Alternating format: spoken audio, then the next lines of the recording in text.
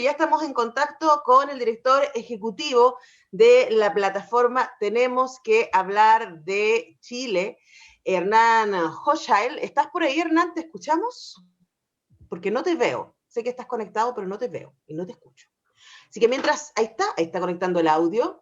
Mientras él se conecta, yo les cuento que la plataforma Tenemos que hablar de Chile es una iniciativa de la Universidad Católica junto a la Universidad de Chile que ha estado desarrollando a lo largo del 2019-2020 una serie de encuentros con personas a lo largo de todo Chile. En el caso de Chile a Escala, fue una iniciativa que tuvo 8.815 participantes efectivos, 1.775 conversaciones por videollamada, 3.550 horas de conversación aproximadamente. Participaron 35 facilitadores de diálogos en 16 regiones de 346 comunas en estas conversaciones que se dieron entre el 6 de junio y el 30 de noviembre. ¿Qué se concluyó y cómo se relacionan esas conclusiones con lo que estamos viviendo hoy día? Lo comentamos con el director ejecutivo de Tenemos que hablar de Chile, Hernán Hochschild. ¿Cómo estás, Hernán? Bienvenido a Muy Radio bien, Universidad de Chile.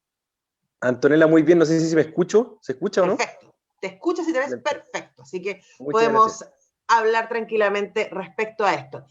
Yo estaba presentando un poco la plataforma, pero recordemos, porque este Chile a Escala es la segunda convocatoria que tuvieron. Ustedes desarrollaron otra antes, yo me acuerdo haber conversado con Valentina, Así que era es. es la otra vocera del proyecto, sobre esta idea que se desarrolla desde la Católica y desde la Chile de no solamente reunir a la gente que muy espontáneamente empezó a reunirse después del 19 de octubre, ¿no? Sino también a sistematizar esos encuentros y los hallazgos que aparecían ahí. Hablemos en general de lo que ha sido esa experiencia inicialmente.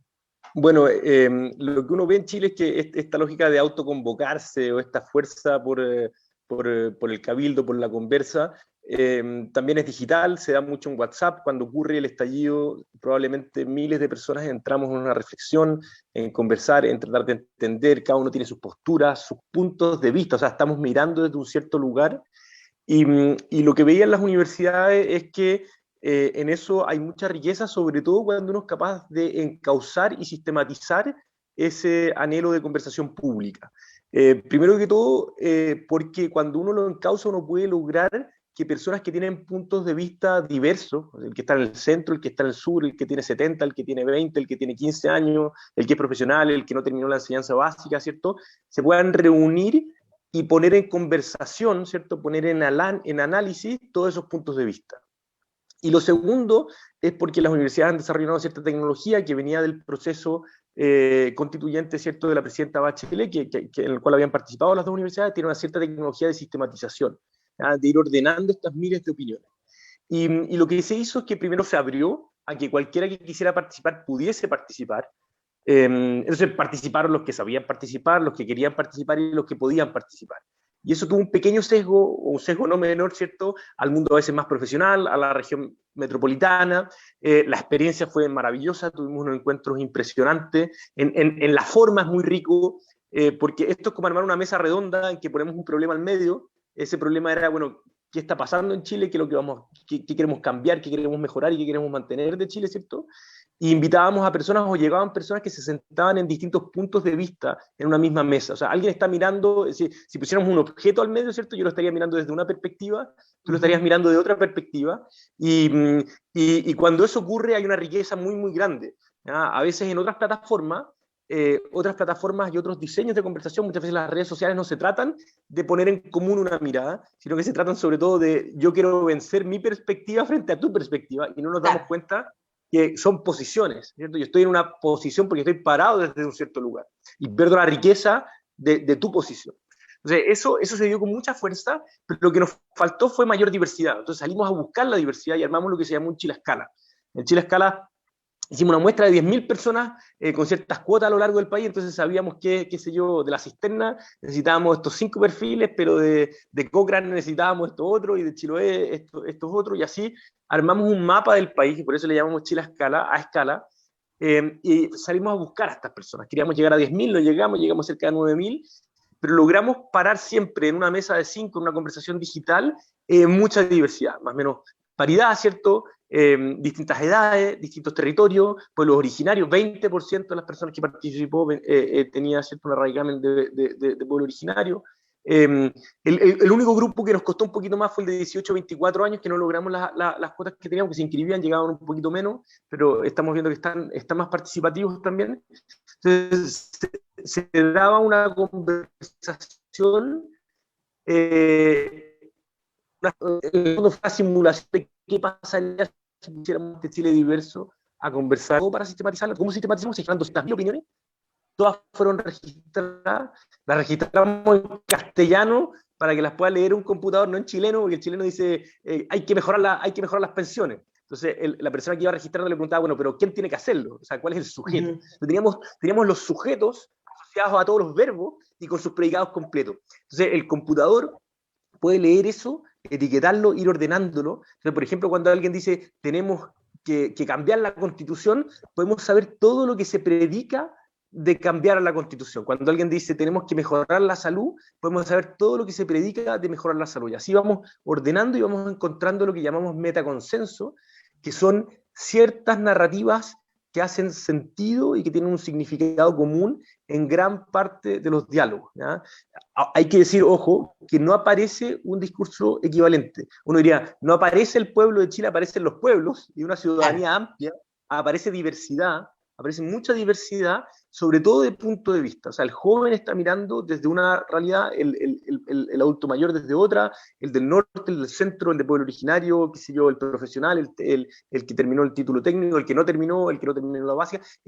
Aparece esa diversidad, pero la gracia y lo bueno que encontramos fue que no había una polarización. Hay mucho espacio a la complementariedad en la diversidad. Estamos conversando con Hernán Hochschild o Hochschild, lo he dicho de las dos maneras, Hernán, no sé cuál es la correcta. Se puede, Antonella, tú eliges, no hay receta en este caso. Y sobre lo que ha sido la experiencia de Tenemos que hablar de Chile, ustedes pueden entrar a su web para ir comentando con nosotros también, es cierto, los resultados de este análisis. Tenemos que hablar de chile.cl. Y a propósito de eso mismo, cuando yo preparaba esta entrevista, Hernán, pensaba en que se está diciendo mucho, especialmente después de las primarias, ¿no? La gente hizo esto, la gente quiere esto, la gente demostró esto, pero la gente es el 21% del padrón. O sea, los que fuimos a votar el domingo, fuimos el 21% del padrón. Los que fuimos a votar por el apruebo, y ese porcentaje también que fue a votar por el rechazo, completamos entre todos un poquito más del 50% del padrón electoral. Entonces hay que decir que estas ideas, ¿no? Estos análisis que hacemos respecto a los resultados de las últimas elecciones, y eso también incluye la elección de constituyentes, que fue muy entusiasmante por muchas razones, pero en donde también participó un poquito más del 50% del padrón electoral. O sea, tenemos más de 14 millones de chilenos y chilenas que pueden votar, y de esa cantidad de gente está votando. Bueno, en la última elección, en la del domingo que primarias, que es muy entendible por muchas razones, solo el 21%, y para la prueba, para la Convención Constituyente, fue poco más del 50%, Hernán. No sé si te tengo ahí, porque parece que estamos teniendo problemas ahí con la conexión. Estás ahí, estás ahí. Gracias. Entonces, también preguntarte por ese punto ciego que parece que tuviéramos a partir de las elecciones, ¿no? Y si ustedes pudieron levantar en esta muestra que tuvieron con casi 9.000 personas, un porcentaje de ellas que no participaban o que no tenían intenciones de participar en las elecciones y sus razones. Bueno, a ver, yo creo que lo primero que hay que tener en consideración es que históricamente la política en Chile ha tratado de representar, ¿cierto?, con mayor o menor legitimidad, ¿cierto?, la voz del pueblo. Entonces nosotros escuchamos mucho este tema de nosotros somos el pueblo, los otros es el pueblo, bueno, y así, ¿quién se pelea por quién más pueblo es? Y lo que fuimos encontrando nosotros es que la verdad es que el Chile actual es un Chile mucho más diverso que uno pudiese encasillar en un concepto como lo que piensa la gente. Claro. Obviamente el esfuerzo del Tenemos que hablar de Chile es encontrar esa línea común, ese hilo conductor, y nos costó mucho. Porque, por ejemplo, de los temas que las personas querían cambiar, mejorar o mantener, claro, aparecían los 5 o 6 temas clásicos, educación, salud, etcétera, pero aparecían otros 100 temas súper atomizados. Y después cuando yo hacía doble clic en educación, Bueno, dentro de educación había el que decía, no, lo más importante es la educación financiera, el otro la educación medioambiental, el otro la educación para la vida, el otro la educación cívica, el otro, que sé yo, las matemáticas, el otro el fin del lucro, el otro decía, no, la calidad, el otro decía, bueno, en el fondo, hacia adentro también de los temas hay mucha diversidad. Entonces, hay que ser, yo diría que tenemos que madurar como sociedad y entender que esa idea de poder hacer una lectura homogénea del país es igual, un poquito, ¿ya? Voy a intentar lo que es justamente lo que intenta el Tema Canal de Chile, pero con esa dimensión de ser cuidadoso, ¿ya? Entonces, lo que encontramos nosotros es que las personas están paradas en mucha inseguridad e incertidumbre, ¿ya? La vida está frágil. Y la naturaleza del malestar tiene que ver con esa fragilidad. O Estamos sea, teniendo, espérame, un programa, espérame un poquito, Hernán, porque no te estamos escuchando bien. Algo que yo estoy desarrollando. Hernán, estamos teniendo problemas de conexión. Ustedes Ahí saben, sí. quienes nos están escuchando por el 102.5, que estamos haciendo el programa por Zoom. Hernán está en su casa, yo en la mía, y desde la radio estamos transmitiendo la señal y ahora vamos a pedirle entonces que saque la imagen y ahí estás, a ver si ahora te podemos escuchar mejor, Hernán, Ahí. porque nos perdimos un poquito respecto a eso. Antonella, ¿me escuchas ahora? Te escucho mucho mejor. No te veo, pero te escucho mejor, que es lo importante para radio. Así que retomemos la idea que tú decías respecto a tener esta dato del Chile más diverso y más real, más que este que dice, se toma, ¿cierto?, como la voz del pueblo. Tú decías que la voz del pueblo es muy amplia, diversa, y quedamos en la idea de que sí hay ciertos sentimientos comunes y uno de esos es la sensación de fragilidad ante la vida. Así es, el hilo conductor está más en los sentimientos que los anhelos específicos o los argumentos determinados, ¿ya? ¿Qué quiere decir eso? Que hay la naturaleza del malestar que existe, que está, la encontramos en dos dimensiones. Por una dimensión tiene que ver con la fragilidad de los proyectos de vida, con la inestabilidad, inseguridad, ¿cierto? Y otra dimensión tiene que ver con el trato, el relacionamiento, ¿ya? Y frente a este malestar, surge la esperanza en la medida que las personas son capaces de proyectar un cambio, ¿ah? Y ese cambio tiene dos dimensiones. Tiene una dimensión institucional, o sea, un cambio estabilizador de la vida. En el fondo, el estallido a veces lo sentimos muy anárquico, ¿ah? Pero la fuerza de esa masa que se moviliza, nosotros la identificamos más bien como una fuerza estabilizadora. Las personas están buscando seguridad en el amplio sentido de la palabra, ¿ah? En el fondo, si es que yo pierdo el trabajo, si es que yo tengo un problema de salud, si mi hijo va a una escuela que yo no quería, si es que me pensiono, tiene que ver también con ese tipo de temas estructurales que tanto hemos hablado. Y por otro lado está el tema del trato, ¿ah? Ahora, la esperanza es súper frágil. También es una esperanza que nosotros hemos llamado un elástico estirado. Hay días de esperanza y hay días de desesperanza. O sea, a veces se rompe. Y hay días que yo digo, el cambio es imposible, este país no va a ser mejor, y hay días que yo digo, sí, este país podría ser mejor. De nuevo, ¿qué significa que este país sea mejor? Lo complejo es que es distinto para todos. No es necesariamente lo mismo y tiene que ver mucho con la vida micro de las personas. Cuando se dijo, no son los 30 pesos, son los 30 años, lo que aprendimos nosotros es que, ojo, sí son los 30 pesos, muchos 30 pesos probablemente durante 30 años, pero en los 30 pesos están las dos dimensiones del malestar.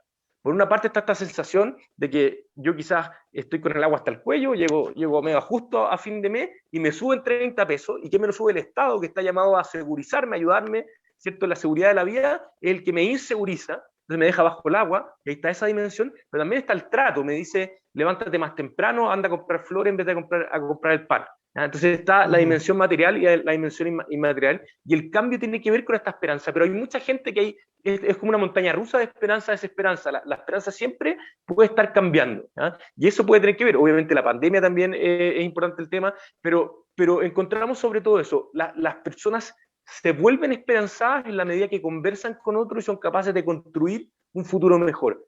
Llegan con desesperanza, ¿ya? Entonces estamos constantemente en esa dimensión, y eso puede hacer que mucha gente pueda haber dicho, voy a votar, no voy a votar, quizás no fue, hay muchos que están, ¿cierto?, en ese vaivén.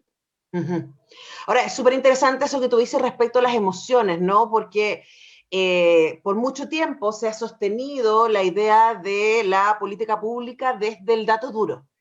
Y el tema es que los datos, como ustedes saben, tenemos que hablar de Chile, dan para un montón, si uno no los mira con detalle, ¿no? Y una de las cosas que ustedes ponen acá como hallazgo de la idea de un Estado responsivo, un Estado que, como tú dices, efectivamente esté no vulnerando a las personas, que es lo que sentimos muchas veces, sino reaccionando y cuidando a las personas. Y ahí, para preguntarte, para cerrar un poco, Hernán, y claramente vamos a volver a conversar contigo porque estamos en un proceso en que estos datos que ustedes han levantado son súper importantes, preguntarte por a partir de lo que ustedes levantaron, ¿no? De lo que podemos leer acá en el informe de este Chile a escala, y lo que está sucediendo a nivel de campañas presidenciales y lo que también vemos en la convención. ¿Cómo dialoga esto que ustedes han visto con los resultados, por ejemplo, que tuvimos el domingo, considerando no que fue solo un 21% de padrón el que votó? El cambio más radical que nosotros identificamos en la conversación es el cambio de la política. Ese es el cambio que tenía la mayor fuerza radical. Habían otros cambios que son más bien integradores. Por ejemplo, cuando la gente habla de salud, habla de una salud más integradora, que cuando no puedes pagar no te tiren para la cola, uno diría. El cambio institucional tiene que ver sobre todo con integración. Tiene que ver no es necesariamente una innovación tan disruptiva. Las personas hablan desde lo que conocen, y de lo que conocen son súper concretos. O sea, en mi pueblo falta, qué sé yo, pediatra, o el tema del oncólogo, o en educación pasa esto otro, súper concreto.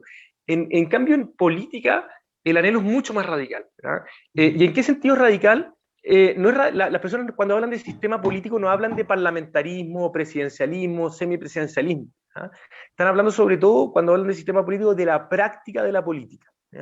Y las personas entonces ven que las instituciones son importantes porque afectan la seguridad de la vida, los políticos son los llamados a gobernar las instituciones, pero el tema es que cocinen con y para las personas, no solamente para sus propios temas, para sus propias peleas, para sus propios intereses, y esos intereses son múltiples.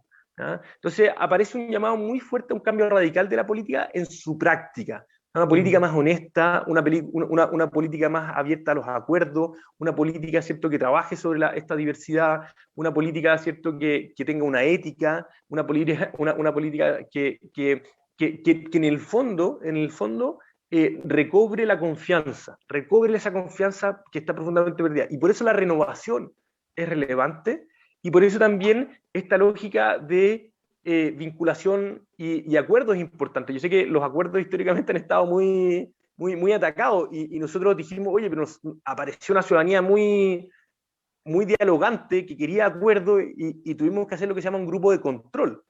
Encuestamos a 1.500 personas que no participaron de nuestros diálogos, que eran representativas en el país, y le volvimos a preguntar estas cosas. Y 90% nos dijo, queremos acuerdo, y queremos acuerdo en la diversidad.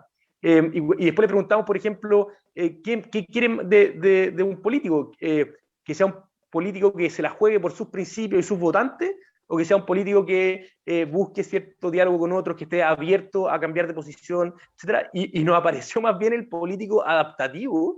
O sea, apareció más bien el político abierto, apareció más bien el político que no se la sabe toda y que más bien se abre a construir con otro, más que el político que llega con todas las respuestas. Y esto tiene que ver mucho con el momento de crisis que vivimos. Esto no solamente pasa en Chile, pasa en el mundo. Tenemos una crisis sanitaria profunda, tenemos una crisis social profunda, tenemos una crisis económica gigante, tenemos, ¿cierto?, una crisis medioambiental, especialmente con el tema del agua y la sequía, muy fuerte en nuestro país. Tenemos una crisis educacional muy profunda. Entonces, cuando estamos en tiempos de crisis, necesitamos líderes que convoquen y que movilicen, ¿cierto?, más allá de sus miradas, ¿cierto?, y que construyan respuestas colectivas, porque todas estas crisis solamente se resuelven con respuestas colectivas, y esa es una identificación muy fuerte. La gente sabe que no se salva sola de estas crisis. Es como la vacuna. Tú, Antonella, no te vas a conseguir la vacuna sola. Tú necesitas, ¿cierto?, que todo el país se mueva colectivamente. Y si tú solamente te vacunas, tampoco te va a servir si todo el país no se vacuna. Y es lo mismo con el cambio climático. Si yo reciclo una botellita, pero nadie más lo hace, yo voy a decir, bueno, ¿para qué lo hago? Necesitamos que muchos hagan estas acciones. Entonces necesitamos respuestas colectivas a estas grandes crisis, a estos grandes desafíos, y por eso, al menos en lo que hemos aprendido y escuchado, Tenemos que hablar de Chile, se busca una política que se renueve, que cambie radicalmente en sus prácticas, sobre todo, una política que sea convocante, que sea honesta y que se vincule directamente con los problemas de la gente, o sea, que ponga las patas en la calle y que desde ahí construya también con expertise, con técnicos, con experiencia, ¿cierto?, en una mirada colectiva de país. Súper interesante, porque el tema no es la sospecha sobre el acuerdo, sino es sobre el acuerdo a espaldas de la ciudadanía. Y probablemente esa es la demanda entonces que se está pidiendo ahora, encontrarnos, pero encontrarnos transparentemente, encontrarnos cuidadosamente, encontrarnos amorosamente. Tenemos que Cocinar hablar de Chile. con las personas Exacto. y cocinar con las personas y para las personas. Exactamente. Siempre es más sabroso cuando la cocina involucra Total. distintos Y que traiga todos los ingredientes. ingredientes, que traiga todos los Exactamente. ingredientes. Hay, Bueno, hay hemos espacio para conversado todos. con el director ejecutivo de Tenemos que hablar de Chile, Hernán Hochschild. Tenemos que hablar de Chile.cl. Ustedes pueden buscar toda la información, leer con detención los resultados, bajar el informe. Esperamos que la gente que nos esté escuchando, especialmente de los comandos de los distintos candidatos, lean esta información y se hagan cargo de lo que ahí está apareciendo. Hernán, muchas gracias por este tiempo con Radio Universidad de Chile. A ti, muchas gracias. Chao, chao. Nos vamos a ir derechito a la pausa y luego regresamos con más semáforos.